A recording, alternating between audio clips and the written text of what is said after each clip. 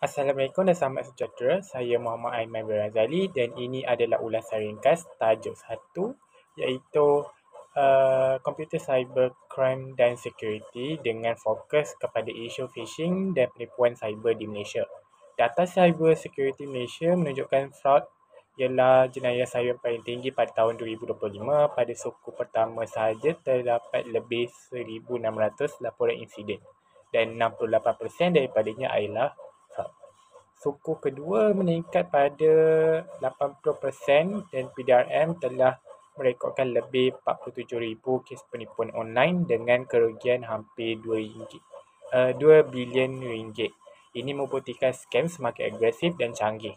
Phishing ialah taktik penyamaran melalui email, SMS, WhatsApp atau laman web palsu untuk mencuri maklumat seperti akaun bank, OTP dan kata laluan. Ia termasuk job scam, love scam, investment scam dan impersonation digital. Bahayanya phishing sangat besar kerana ia menyebabkan kerugian wang, pencurian identiti, kebocoran data dan trauma kepada bangsa. Ia boleh berlaku pada siapa sahaja tanpa mengira umur atau pekerjaan.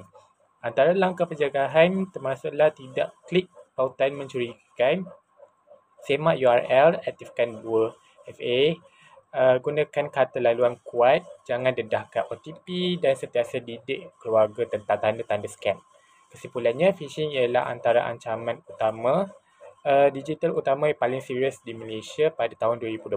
Dengan kesedaran dan amalan keselamatan yang betul, kita dapat mengurangkan risiko menjadi mangsa.